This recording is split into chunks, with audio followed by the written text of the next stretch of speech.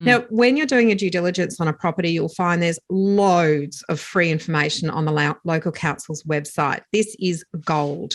They have all the planning and development section. You can check out what the neighbours are planning to do, but also what they could do in the future, or even what you might be able to do to improve the property and what you cannot do.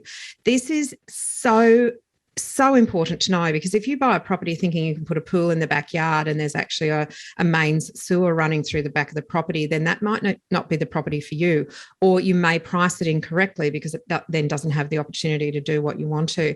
So there's all sorts of other stuff there as well. You can learn about like floods and zoning and character houses and all of those sorts of things. You can, there's main roads maps, there's air, there's noise levels, there's soil types, all these sorts of things are really, really valuable and completely free. And every state and territory also has free planning of information that is freely available. Free information freely available. You can usually search by the address. And once again, we've put links in here for the Eastern Seaboard into so check the show notes if you want these links. Now, you can usually search by address to see how a property might be affected. So we've included some of these portals, as I mentioned.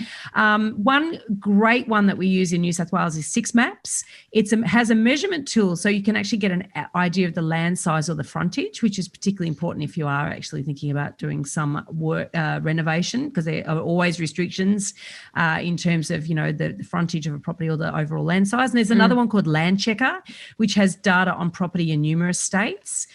So these are amazing what you can discover here. Absolutely. And of course, as buyer's agents, we subscribe and pay quite hefty subscription fees to get access to higher level detailed information.